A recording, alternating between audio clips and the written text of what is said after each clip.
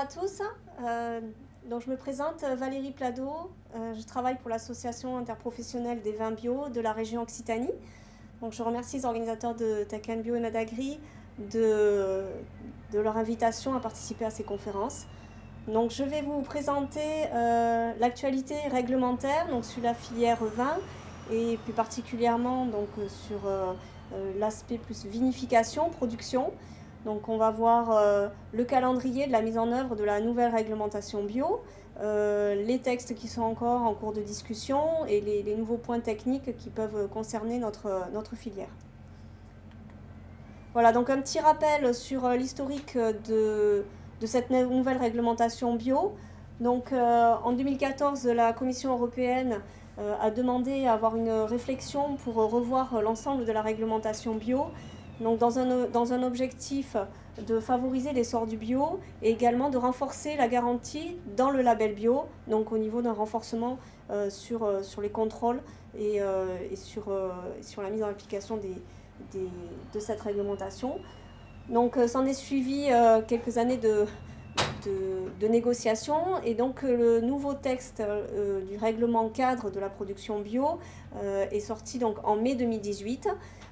Depuis, donc, sont en discussion, certains sont déjà sortis, donc les règles d'application de ce règlement cadre que l'on appelle les actes secondaires, qui s'étaient prévus à être applicables au 1er janvier 2021 et en fait qui ont été reportés au 1er janvier 2022. Voilà, donc on est dans cette phase de discussion et de rédaction des actes secondaires pour une prochaine entrée en application.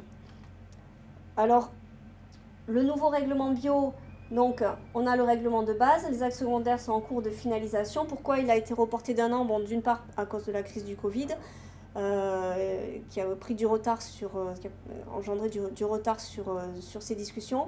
D'autre part également parce que l'Europe travaille à la proposition d'un pacte vert pour l'Europe avec un objectif de la ferme à la table et en particulier pour avoir un objectif de stratégie en faveur de la biodiversité et d'avoir 25% des exploitations en bio d'ici 2030. Donc cette année supplémentaire va permettre un temps de réflexion supplémentaire aussi pour que le règlement bio puisse aller dans ce sens pour favoriser ce pacte. Voilà, il y a également aussi eu beaucoup de retard sur les contrôles actuellement avec les 3 mois de confinement. Donc il y a ce retard qui doit être récupéré. Il y a une mise en conformité aussi avec les nouveaux textes qui vont sortir pour les contrôles de ce nouveau règlement. Donc tout ceci explique ce report. Donc un point également à noter, hein, indépendamment du report, c'est le Brexit, puisque le Royaume-Uni sort de l'Europe. Donc à partir du 1er janvier 2021, il sera considéré dans le cadre réglementaire comme un pays tiers et donc avec aussi de nouvelles exigences par rapport aux échanges commerciaux et réglementaires. Alors, la publication de ces actes secondaires, hein, donc qui sont les règles d'application du règlement, donc il y en a un certain nombre qui ont été publiés, il y en a d'autres qui sont à venir. Quelles sont celles qui peuvent nous toucher d'un peu plus près? Ce qui reste à faire en fait. Alors il y a 3 grands volets, on va dire. Il y a donc la production, le contrôle, la certification et le commerce avec les pays tiers. Donc concernant la production, on attend encore la publication des actes d'exécution sur les intrants de production. Donc en vinification, ça va être tout ce qui est additif et auxiliaire de vinification. Et également un texte important, ça va être tout ce qui est produits d'hygiène. Donc on en reparlera tout à l'heure. Alors, ce que je n'ai pas précisé, c'est que dans les actes secondaires, il y a des actes d'exécution et des actes délégués. Les actes délégués sont définis par la Commission européenne avec consultation des États membres, mais elle peut prendre les décisions toute seule. Les actes d'exécution doivent avoir également une validation de la part du Parlement européen. Voilà, donc c'est deux méthodes différentes de publication des actes, d'où ces deux sujets. Donc, concernant tout ce qui est contrôle et certification, il y a pas mal de choses qui vont changer ou qui évoluent dans un sens d'amener un peu plus de garantie effectivement sur ce label bio. Donc, notamment, il va y avoir des modifications sur le document certificat lui-même, également sur les procédures d'analyse des organismes de certification chez les opérateurs. La proposition de mettre en place un guide des manquements et des sanctions au niveau européen. Une harmonisation en fait finalement des échanges entre les organismes de certification et les États membres qui va être plus précisé, ça ne veut pas dire que ça n'existait pas, hein, mais qui sera plus précisé dans le cadre de ce nouveau règlement. Également, des indications sur des procédures pour les opérateurs, notamment pour avoir des méthodologies pour la prévention des risques de contamination de leur exploitation et de leurs produits bio par rapport à des produits non autorisés. Également, enfin, un acte qui est prévu sur tout ce qui est contrôle de la traçabilité chez les opérateurs. Donc voilà, donc cet aspect certification, il y a des évolutions qui sont en place. Au niveau commerce avec les pays tiers, donc aujourd'hui on est sur 2 systèmes. Il y a soit un système d'équivalence avec du pays tiers avec l'Europe sur le règlement bio, soit une reconnaissance des organismes de certification des pays tiers pour certifier sur des cahiers des charges qui proposent, qui sont reconnus par l'Europe. Voilà, donc ce système il va évoluer, donc on va passer à un système donc soit effectivement d'équivalence toujours entre l'Europe et les pays tiers, ou une certification complète sur que le règlement européen, hein, c'est-à-dire que l'organisme de certification sera reconnu, mais pour certifier sur le règlement européen, pas sur des cahiers des charges privés. Donc du coup, ça prend le temps également donc, de revoir ces équivalences et également de reconnaître tous les organismes de certification dans le cadre de ce nouveau règlement bio. Voilà ce qui est en cours actuellement. Alors, pour rentrer un petit peu dans les sujets, donc, je voulais faire un point sur les plans bio. Donc, ce n'est pas directement lié à la vinification et à la transformation, mais c'est quand même important pour notre filière, puisque aujourd'hui, nous n'avons pas de plan bio dans la filière Viti. Donc, on est finalement en dérogation permanente sur ce sujet-là pour la plantation. Donc, il faut savoir que l'INAO, en France en tout cas, travaille à la proposition de cahiers des charges pour élaborer des plans bio. Donc, le règlement bio, il oblige l'utilisation d'avoir recours à des plans bio. On a un souci, on a un verrou à lever, hein, c'est qu'on a un problème phyto sur la gestion de la flavescence dorée en bio. Et donc, l'objectif, c'est effectivement d'avoir un cahier des charges de production qui soit compatible avec les obligations sanitaires pour les plans bio.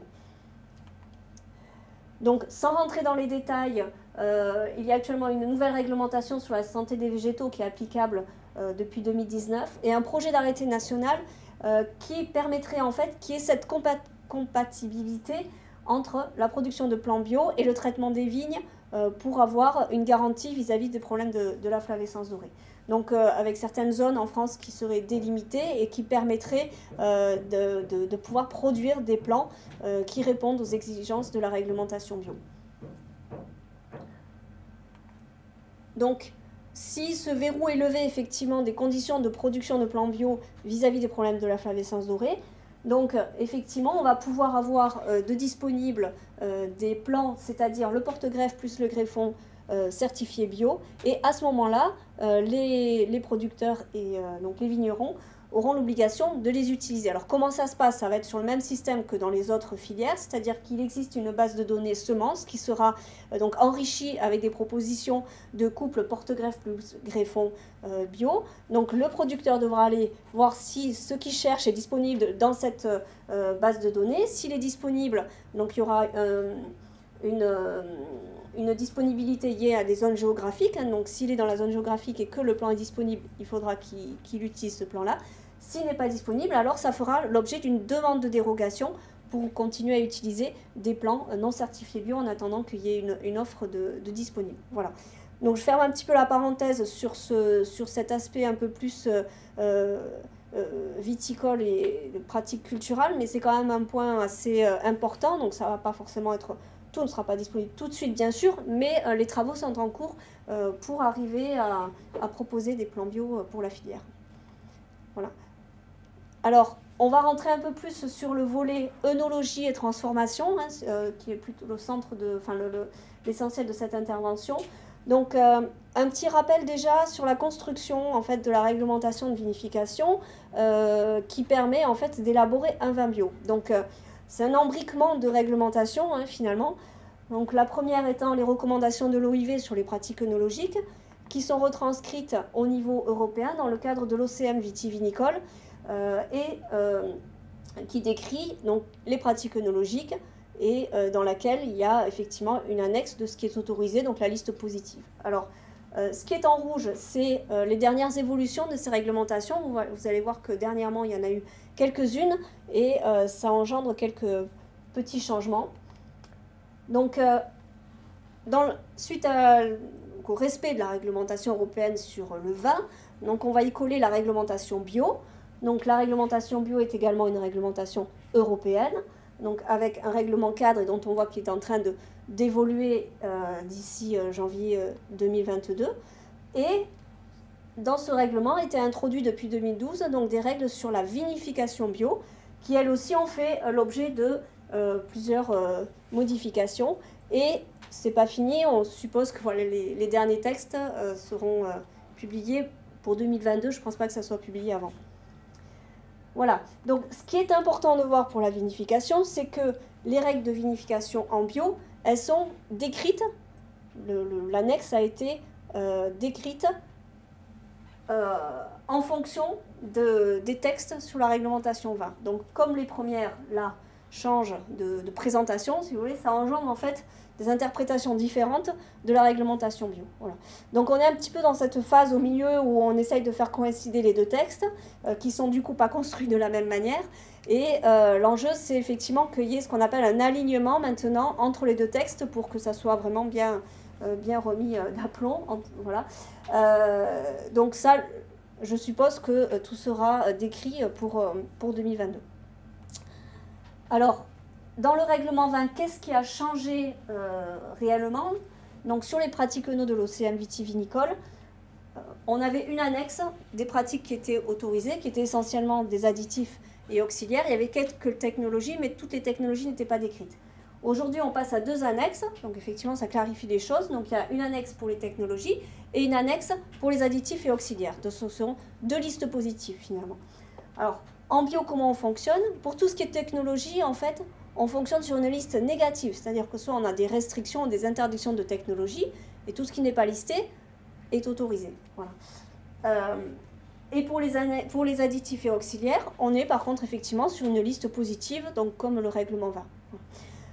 Donc aujourd'hui, le travail qui est en cours, je pense pour le nouveau règlement 2022, c'est l'alignement entre les annexes des additifs du règlement 20 et le bio. Voilà. Sur les technologies, pour l'instant, moi, je n'ai pas d'informations du travail d'alignement qui est fait, mais bon, effectivement, il faudra aussi que ça soit pris en compte.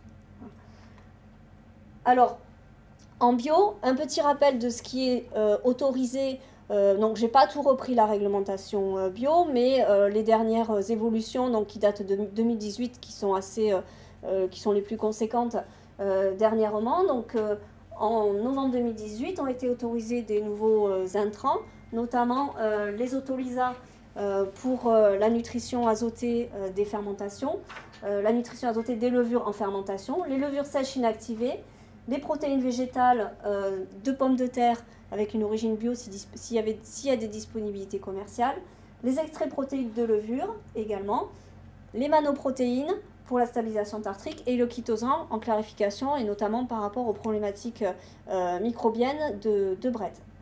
Attention par rapport à ces nouvelles autorisations, je précise que le chitine-glucane reste interdit en bio, donc attention au choix des spécialités commerciales. Les enzymes pectolytiques, il n'y a toujours pas de changement, c'est-à-dire qu'elles ne sont autorisées que pour la clarification et pas pour autre chose. Et les activateurs de fermentation malolactique, qui sont en fait composés de levure inactivée, d'autolysats ou d'écorce de levure, restent interdits. Voilà. Donc ces intrants autolysats, levure inactivée, écorce sont autorisés pour la fermentation alcoolique, mais restent interdits pour la fermentation malolactique. Donc ça, c'est ce qui a été autorisé depuis novembre 2018, c'est assez récent. Et aujourd'hui, quelle est la situation? Donc par rapport en fait à ce nouveau règlement 20 qui est sorti en décembre 2019 et nous à nos obligations en bio. Donc il y a quelques petites questions qui se posent. Donc j'ai essayé de mettre en parallèle un peu les deux. Donc vous avez certains points du règlement 20 qui sont listés ici et du coup les conséquences pour le bio qui sont listées au milieu. Donc En ce qui concerne les activateurs de fermentation, donc levure inactivée, autolysa, écorce de levure, donc on confirme bien qu'elles sont autorisées pour la fermentation alcoolique. Par contre, elles restent interdites pour la fermentation malolactique. Hein, ça ne bouge pas. Le règlement 20 a intégré un nouvel intrant, entre guillemets, ce sont les levures inactivées avec des teneurs garanties en glutathion, qui sont une autre catégorie de levures inactivées, mais celles-ci n'ont pas fait l'objet d'une évaluation pour le bio, elles n'ont pas été demandées pour le moment en bio, donc pour l'instant elles restent interdites. Donc il faut être vigilant sur le choix de ces spécialités commerciales. Également, dans le règlement 20, la cellulose microcristalline qui était considérée comme un support en fait dans le cadre de certaines compositions de produits, aujourd'hui est clairement affichée comme un intrant à part entière. Ce qu'il y a, c'est qu'en bio, il n'est pas listé comme un intrant. Et de ce fait, les spécialités commerciales qui peuvent contenir la microcristalline vraiment comme composant du produit sont théoriquement donc interdites dans le cadre du bio. Voilà, donc ça c'est des points effectivement qui découlent de ces modifications réglementaires. Le reste ne change pas, donc les levures inactivées sont autorisées dans tout le process de vinification. Donc voilà un peu les principaux points sur lesquels ça joue. Alors, avec l'arrivée du nouveau règlement et donc ce travail d'alignement entre règlement 20 et règlement bio, on se pose pas mal de questions et donc la commission 20 bio de l'INAO travaille à faire remonter ces questions auprès du ministère pour que ça soit porté à l'Europe pour qu'effectivement ça soit pris en compte. Et également, il y a eu quelques questions de la part des professionnels qui sont remontées. Donc, du coup, je fais un peu une petite synthèse de toutes ces questions qui ont été posées pour clarifier les choses. Concernant les terres de filtration, donc il y a un projet d'acte secondaire hein, pour les additifs et auxiliaires en bio qui est en cours d'élaboration et je suppose qu'il sortira dans le cadre du nouveau règlement bio. Les terres de filtration n'apparaissaient plus dans ce texte-là alors qu'elles y étaient auparavant. Donc effectivement, c'est quelque chose de normal puisque dans le règlement 20, les terres de filtration sont maintenant considérées comme une technologie et pas un intrant. Et de ce fait, elles n'apparaîtront pas dans la liste des intrants. Mais par contre, elles restent autorisées en tant que technologie. Voilà, donc c'est ce qu'il faut retenir. Il n'y a pas d'interdiction des terres de filtration en bio, ce n'est pas l'objectif. Un autre point également, les morceaux de bois de chêne maintenant dans le règlement 20 sont considérés comme des technologies, donc normalement ne devraient pas apparaître dans l'annexe des intrants lorsque l'alignement sera fait, mais ça ne veut pas dire qu'ils sont interdits, ils restent autorisés. Également, les lits fraîches sont listés dans le règlement 20 comme un intrant, mais n'apparaissent plus dans la proposition de la future annexe bio des additifs et auxiliaires. Donc là, effectivement, on se pose un peu la question de leur usage, de leur importance en bio, du rôle qu'elles ont. Dans le règlement 20, elles sont définies étant utilisables sur vin sec uniquement. Donc là, il y a des questions à faire remonter. Les enzymes pectolytiques dans le règlement 20, maintenant, sont décrites une à une, alors qu'elles étaient englobées, toutes les types d'enzymes étaient englobés sous le nom enzyme. Maintenant, elles sont vraiment décrites une à une. En bio, les professionnels en bio se sont toujours posé la question et ont émis le souhait de pouvoir utiliser ces enzymes pectolytiques dans un objectif d'extraction, d'amélioration d'extraction des jus. Aujourd'hui, ce n'est pas possible, c'est-à-dire qu'on puisse les positionner sur raisin et pas que sur mou. Donc aujourd'hui, c'est interdit. Donc le fait qu'il y ait une présentation différente dans le cadre du règlement 20, donc la filière bio a cette réflexion d'essayer de redemander effectivement ces enzymes pour un objectif d'extraction. Bon, le dossier est en cours, c'est à suivre. Enfin, le problème de la cellulose microcristalline qui, de par l'écriture des textes, devient interdite parce que est maintenant considérée comme un intrant. Là également, donc, le dossier est remonté au niveau de l'INAO pour demander de continuer à pouvoir l'utiliser finalement en bio. Donc ça, c'est un dossier qui est en cours aussi. Voilà, donc ça, c'est des travaux uniquement. Hein, c'est en cours et c'est à voir comment ça évolue. C'est pour la suite, hein, c'est pas quelque chose qui est acté à ce jour. Alors, un point sur les technologies. Donc, ce que l'on sait, ce qui est sûr de ce qui se passera lors de l'application du nouveau règlement bio, donc au 1er janvier 2022. Donc, je vous ai relisté en fait les restrictions sur certaines technologies. La seule chose qui va changer, c'est que les niveaux de température de traitement à la chaleur vont être augmentés. Aujourd'hui, on a une température maximum qui est de 70 degrés, ce qui techniquement ne laisse pas la possibilité, par exemple, d'utiliser la flash pasteurisation pour des stabilisations microbiennes. On peut faire de la thermovinification, mais pas de la flash pasteurisation. Dans le cadre de l'application du nouveau règlement bio, donc uniquement à partir du 1er janvier 2022, la température pourra être montée à 75 degrés, ce qui a pour conséquence la possibilité d'avoir recours à de la flash pasteurisation, donc, qui peut être une solution intéressante pour la stabilisation microbienne. Voilà. Donc ça, c'est quelque chose de sûr qui entrera en application en 2022. Un petit rappel, là, il n'y a pas de changement, hein, mais c'est un rappel des technologies qui aujourd'hui sont interdites et qui le sont, voilà, qui devraient le rester. Donc, je ne vais pas toutes les relister, hein, mais vous avez la désalcoolisation, l'électrodialyse est interdite, les traitements électromembranaires pour l'acidification et la désacidification, et les contacteurs à membrane également pour la gestion des gaz dissous. Voilà, et les autres sont décrites. Il n'y a pas de changement là-dessus.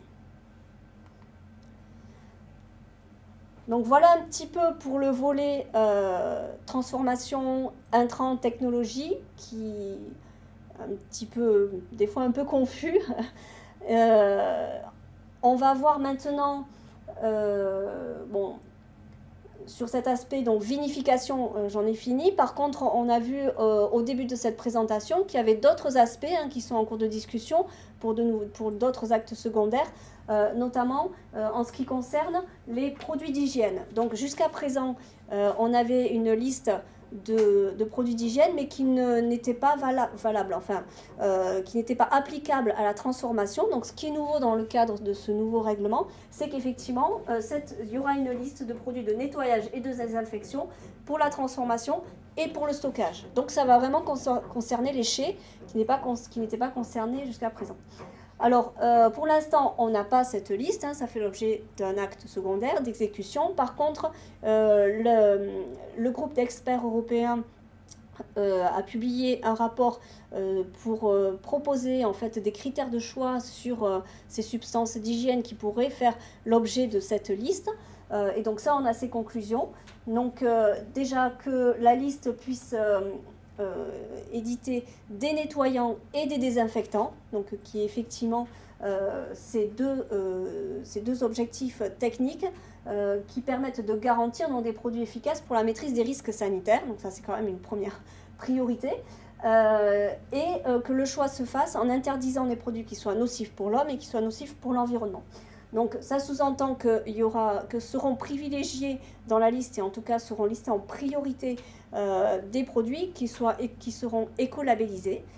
Et enfin, il y aura une limitation de certains coformulants, parce qu'effectivement il y en a pas mal dans certains produits, coformulants qui pourraient avoir des effets néfastes, donc soit sur l'environnement, soit sur l'homme. Voilà. Bon, pour l'instant, on n'en sait, enfin pas plus. Il y a quelques exemples qui sont décrits dans le rapport ECTOP, mais on n'a pas encore la liste. Ça donne quand même une idée de la réflexion là-dessus.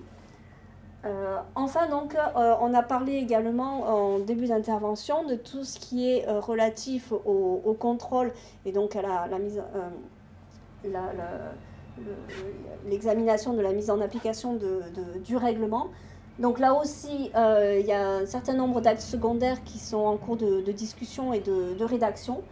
Donc le premier point qui est notable, c'est que le certificat va changer, hein, donc le papier certificat va évoluer avec un peu plus de précision, un nouveau modèle qui sera plus complet avec des informations obligatoires, des informations optionnelles, mais qui apportera peut-être plus d'informations que ce qu'on a actuellement.